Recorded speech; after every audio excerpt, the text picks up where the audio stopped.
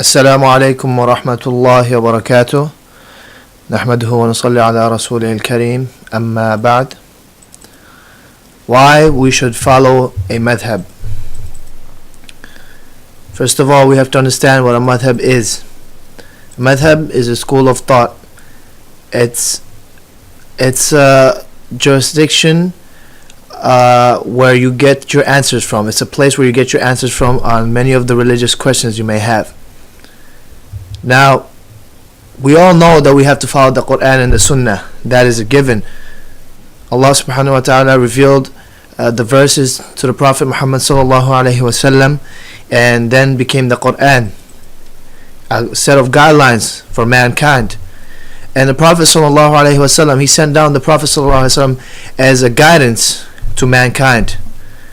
So whatever the Prophet sallallahu alaihi wasallam did, whatever the Prophet sallallahu alaihi wasallam said, the Sunnah. So the Quran and Sunnah, we know that we must follow. So what do we have to follow? The Quran and the Sunnah. Again, what do we have to follow? The Quran and the Sunnah. But if we ask and go deep down inside, what do we have to follow? What is the Quran? What is the Sunnah? Who knows the Quran? Who knows the Sunnah? If we understand the Quran, and if we understand the Sunnah of the Prophet ﷺ, and we understand all that we need to know, the Quran, you cannot take one verse and understand everything. You have to understand the whole compilation. The Quran is a whole book together, whole revelation. You have to understand everything, the meanings behind it, on the times they were revealed. The Sunnah, you have to understand when the Prophet ﷺ did it, why did he do it, why he told some of the Sahabas to do it this certain way. So there's a lot of deep meaning, a lot of deep knowledge that needs to be attained to really truly understand the Quran and the Sunnah. You cannot just say Quran and the Sunnah and just look at the verses and just look at a couple of hadith and understand the Quran and the Sunnah. It's much deeper than that. So if we do not understand the Quran and the Sunnah, people like you and I, we do not understand the Quran and the Sunnah to its deepest extent. What do we have to do? What if we don't have that knowledge? For those of us who don't have the full knowledge of the Quran, the full tafsir, the full knowledge of the Prophet ﷺ Sunnah, his actions, why he did them, when he did them, the full knowledge. If we do not have that, what do? We still have to live. We still have a guidelines to follow. What do? Well, Allah subhanahu wa ta'ala revealed to the Prophet sallallahu alaihi wasallam in verse 43 in Surah An-Nahl. He says, وَمَا أَرْسَلْنَا مِن قَبْلِكَ إِلَّا رِجَالًا نُوحِي إِلَيْهِمْ فَاسْأَلُوا أَهْلَ الذِّكْرِ إِن كُنتُمْ لَا تَعْلَمُونَ. We did not send before you except men whom we inspired. We send them wahi. So the Prophet ﷺ, we did not send people to you except people who we inspired. So people who inspired to attain the knowledge and spread it, the wahi, the knowledge, the revelation, like the Prophet ﷺ. So ask the people of knowledge if you do not know. What do? Ask the people of knowledge if you do not know. Previously we were just talking about the Quran and the Sunnah. If we do not know the full extent of the Quran and the Sunnah, what do? We follow Allah subhanahu wa ta'ala's advice in the Quran. We could read this verse and understand. Allah said, ask the people of knowledge if you do not know. So if you do not know, ask who knows. Pretty simple, right? He says it again, وَمَا أَرْسَلْنَا قَبْلَكَ إِلَّا رِجَالًا نُوحِي إِلَيْهِمْ فَاسْأَلُوا أَهْلَ الذِّكْرِ إِن كُنتُمْ لَا تَعْلَمُونَ. Ask the people of knowledge if you do not know. Surah Al-Anbiya verse 8. So you understand, Allah subhanahu wa ta'ala is telling us, He knows not all of us is going to understand the Quran and the Sunnah, all of it. It's a lot of knowledge, a lot of studying. Not everyone can dedicate that time to understand the Quran, the Sunnah. So what do? You ask the people who have dedicated that time to understand the Quran and the Sunnah, to attain that knowledge, so they can help us who do not know and tell us how to do things and why we should do those. Now, we have to understand who we are. We have to understand we have to ask ourselves, who are we? Now, we have to be honest with ourselves. When we ask ourselves, who are we? In the concept of understanding the Quran and the Sunnah, we have to understand, do we really know the full knowledge of the Quran and Sunnah? How much do we know? Do we know a drop of knowledge of the Quran and the Sunnah? Do we know enough to lead a whole tribe? Do we know enough to spread the deen and tell, oh, you could do this and you can't do this? Do we know enough of the Prophet ﷺ Sunnah? Do we know enough of the Quran and its tafsir? We have to ask ourselves that. If we do know that, if we can say, yes, I do know enough, I know enough of the Quran. If you ask yourself, who am I? Do I understand the full Quran and the Sunnah? And if you answer, yes, I do understand the full Quran, I do understand the full Sunnah, then you're an Imam. If you're honest with yourself and you answered yes, then you're an Imam. Then you don't have to follow a madhab. You're an Imam or mujtahid. You don't have to follow a madhab because you have the knowledge. If you have the knowledge, people will be asking you. You don't have to ask somebody else because you have the full knowledge. Right? You've done your dues. You've done your studies. However, for those of us who do not have that knowledge, who have not attained that knowledge, that wisdom of the Quran and the Sunnah, what do we have to do? First, who are we? Again, when we ask ourselves, and if we answer no, we do not know the full extent of the Quran, we do not know the full extent of the Sunnah, then we are known as muqallid. So first we said there's Imam or Mujtahid, and the second is muqallid. Imam, someone who knows, who has the knowledge, who answered yes to the question, who are we, who am I, do I know the Quran and the Sunnah? Who answered yes, I know the Quran and the Sunnah, he is an Imam. And the person who says no, I don't know the Quran and Sunnah enough, it's not just I know here and there, enough, then you're muqallid. And in that case, we have to follow the madhab. We have to follow those who has put their time and efforts to study the religion, to study Islam, to study the Prophet ﷺ, to study the Quran, to study all the depths of Islam and the religion, the way of life. And we have to ask them for advice. As Allah, back again, as Allah said, فَاسْأَلُوا أَهْلَ الذِّكْرِ إِن كُنْتُمْ لَا تَعْلَمُونَ. Ask the people of knowledge if you do not know. Now you may ask, who to follow? Who do I follow? We're talking about the muqallid now. If you're an Imam, you know what to do. You have the knowledge. You don't have to worry about it. You have the knowledge. But if you're a muqallid, you have to know, who should I follow? Who should I follow? You follow an ordinary Imam or scholar. Follow an Imam who knows his knowledge. Someone who answered yes and he knows his knowledge, and you know that he knows his knowledge. You follow him because he's done his studies. It's like going to the doctor. You go to the doctor because the doctor studied. The doctor knows what's wrong with you. You can't just say to someone, "Oh, I know exactly what's going on. You have a kidney failure and this and that." You don't know. You have never studied. You go to a doctor. Doctor knows what's going on. He knows the symptoms. He knows. He does the X-rays, everything. The doctor knows. Just like the Imam knows because he studied. He knows what the Quran says, what the Sunnah says. Put it all together, and he gives a jurisdiction. He understands because he did his studies. Or you can follow any Imam of the Ummah. Any Imam of the Ummah. Who are the Imams of the Ummah? Well, you know about Madhab, a school of thought. There are 4 well-known Imams. Imam Abu Hanifa, Imam Shafi'i, Imam Ahmad, and Imam Malik. Those are well-known Imams of the Ummah. Follow one of them. They have been well established by the Ummah, to the Ummah, because they've done their studies and they have earned their position. As you can see, the 4 Imams over here, you see their births and when they passed away. Imam Abu Hanifa, there are 4 dates over here: 61, 63, 70, 80 after Hijrah. The most authentic or the strongest date known is the 80 after Hijrah. But nowadays some are saying 70 is possible too. But 80 is the strongest, and he passed away in 150 after Hijrah. Imam Malik, he was from 93 after Hijrah to 179 after Hijrah. Imam Shafi'i, 150 to 204. And Imam Ahmad ibn Hanbal, 164 to 241. The first Imam over here, Imam Abu Hanifa. He's the only Tabi'i Imam. He's the only Tabi'i Imam. So all the other Imams, they're not Tabi'i. Imam Abu Hanifa, he is the only Tabi'i Imam. Let's understand this. These Imams, they have studied. They have put in the time, the effort.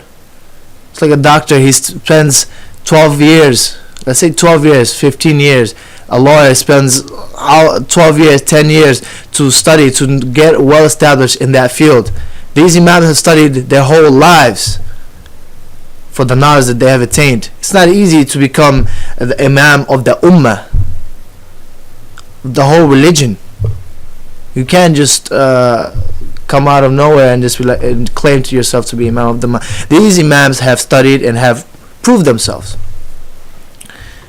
Madhab is not the study and research of a single Imam, especially Hanafi Madhab. What does that mean? A Madhab, school of thought, once again, it's a school of thought. So the thought is based upon a school. Especially the Hanafi Madhab, Imam Abu Hanifa, there were 40 men, 40 council. He had a council of 40. And let's say they bumped into a hadith and they bumped into a jurisdiction. What they would do is they would sit down, all 40 of them. They would sit down, they would debate, they would get everybody's thoughts together, and then they will pass a jurisdiction. It's not one person giving jurisdiction, be like, oh, this is what I studied, this is what I know, put 1 and 2 together, answer is 3. No, it's 40 of them. You say 3, he says 3, he says 3, everybody says 3, okay, the answer is 3. Like that. The madhab is not by one person, it's by a lot, especially Hanafi madhab. The other madhabs, it was by one of them, by themselves. But Hanafi madhab, he had 40 councilmen, and they all counseled with each other. They all talked to each other before passing a jurisdiction, because it is a very important job to pass a jurisdiction on behalf of the Quran and the Sunnah. Let's talk about Imam Azam Abu Hanifa. Here are some facts. If you can look at your screen. He was the first nationwide agreed upon Imam of the Ummah. That's a pretty important title. First nationwide agreed upon Imam of the Ummah. There was no one before him nationwide. There are so many nations of the Muslim nations. Everybody was behind him. Like, this is the agreed upon Imam of the Ummah, Imam Azam Abu Hanifa. Number 1. Number 2, he was Imam of almost all Imams in Muhaddithin. He was Imam of all of them, almost. He was Imam of Imam Shafi'i and Imam Ahmad. Those are out of the 4 madhabs, Imam Abu Hanifa was the teacher of Imam Shafi'i and Imam Hanbal. So everybody got their wisdom from Imam Abu Hanifa. Number 3, most closest to Rasulullah sallallahu alaihi wasallam. Now, we're not saying most closest spiritually, we don't know that, but what we're saying is most closest to Rasulullah in time. He was the closest. If you remember, we said he was the only Tabi'i. Before the Tabi'i was the Sahaba. And with the Sahaba, Prophet sallallahu alaihi wasallam. And Imam Abu Hanifa was the closest because he was Tabi'i. And since he was the first nationwide agreed upon Imam, he was the first and he was the closest to the Prophet sallallahu alaihi wasallam. Everybody understands that, I'm sure. Number 4, he met at least 8 Sahaba and narrated from them. Radiyallahu anhu. He met at least 8 Sahaba. That's pretty important. It's an honor to meet the Sahaba. And he met at least. That means it could be more, but at least 8 for sure. he met and narrated from them. So he has a good background, to be an imam, to give the jurisdiction, because he got his hadith from the Sahaba, straight from them, at least 8. Number 5, learn from 4,000 more than 4,000 tabi'i who met Sahaba. That's another important point right there. 4,000, that's a lot of people. 4,000 tabi'i who have met the Sahaba. So he learned from the 4,000 people right there. So he met 8 Sahabas and 4,000 people who met the Sahabas. That's interesting. A lot of knowledge to be passed down from there. Number 6, closest to Imams of Ahlul Bayt. Tabi'i, the Imams of Ahlul Bayt, they were there. Tabi'i were closest to the Sahaba.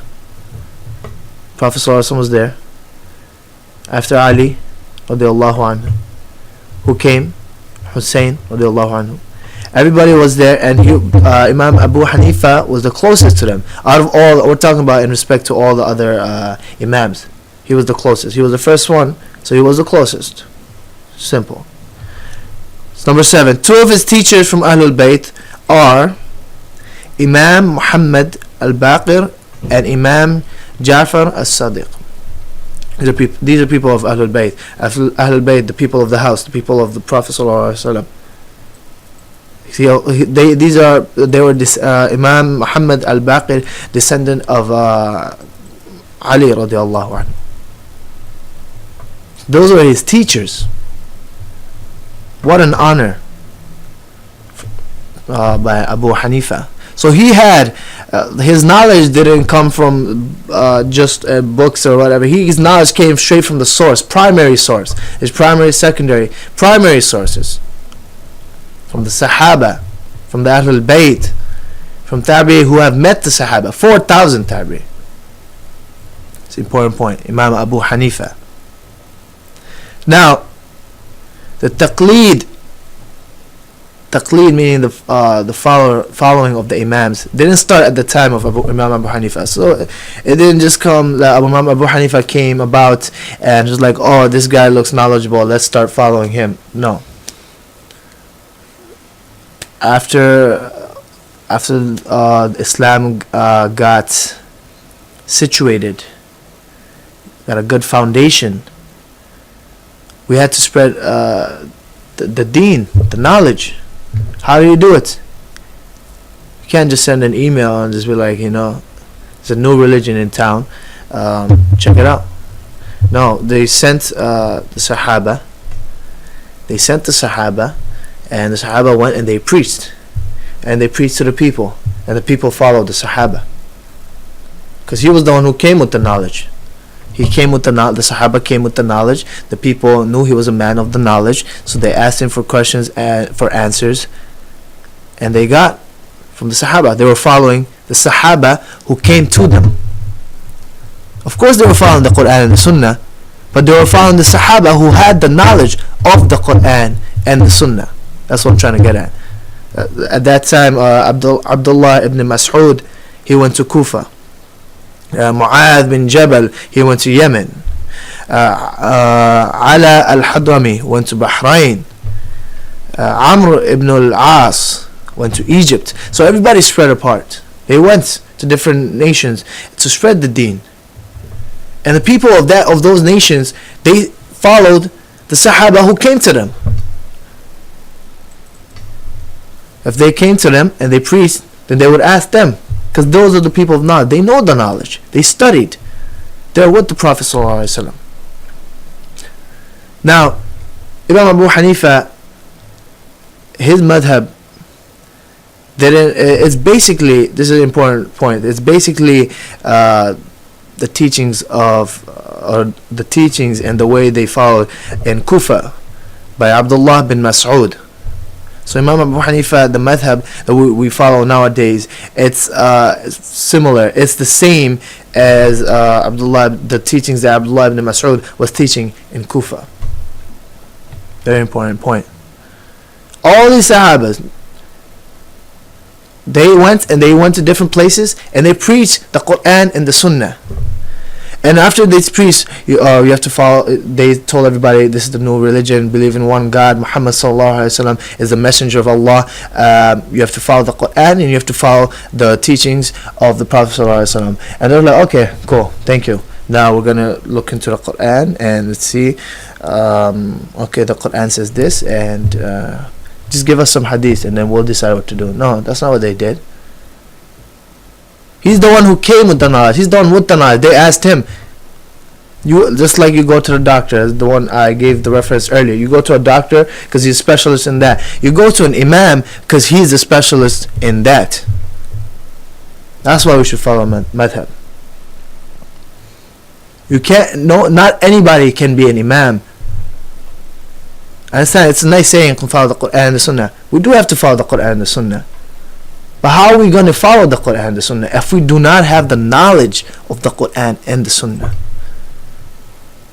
Right? When you have a child, say a son, he's growing up, you teach the son. So you gotta tell the son, you follow the Quran and the Sunnah.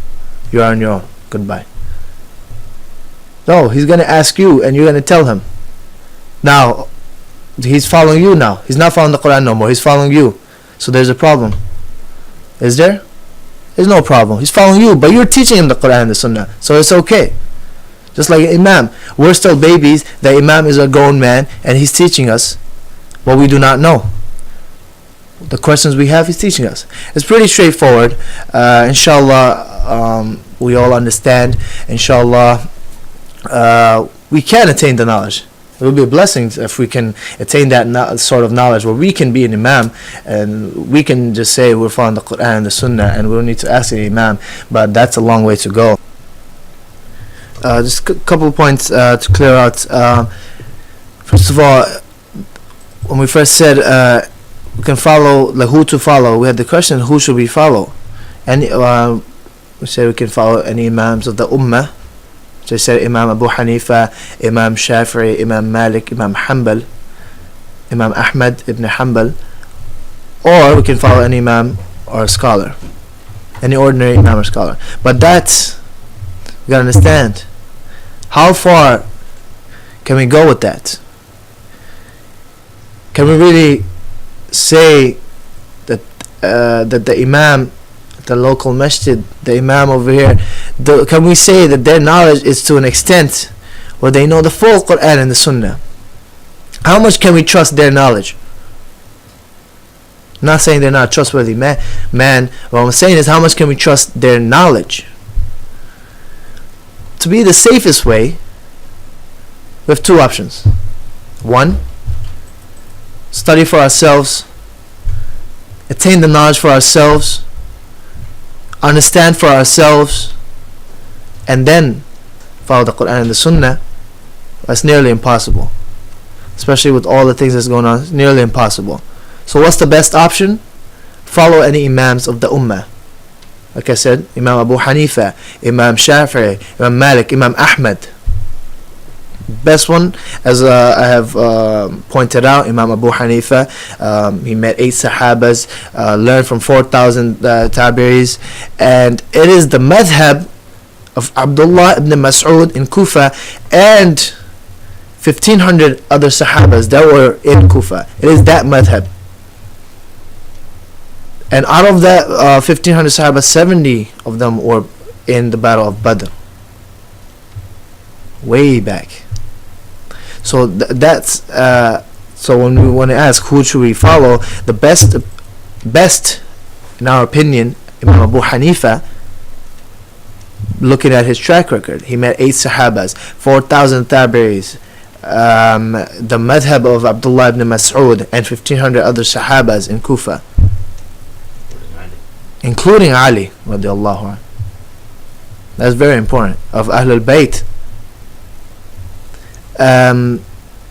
Another thing I want to clear out, Imam Shafi'i, Imam Ahmad, they were students of Imam Abu Hanifa, not direct students, they were the student of students. So Imam Abu Hanifa, he had a student, and student, and then along the lines Imam Shafi'i, and then along the lines Imam Malik. So that's something to clear out. But we have to understand, who should we follow? Put it all together, find the best option, because nobody wants to get cheated. We want the best option. What's the best option? You decide for yourselves. But I give you some points. I show you the way a little bit. Imam Abu Hanifa, 8 Sahabas, 4,000 Tabi'is, Ali radiallahu anhu, Abdullah ibn Mas'ud, 1,500 other Sahabas. It is the same madhab. Inshallah, Allah takes us to the straight path. Assalamu alaikum wa rahmatullahi wa barakatuh.